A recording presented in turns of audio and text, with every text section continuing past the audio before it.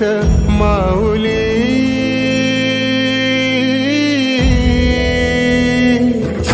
गुरु स्पर्श दूर करी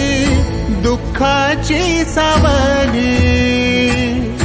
गुरु भेटीसाठी झाली जीवाची काहिली भक्त तुझा गुरुदेवा पुरता अटला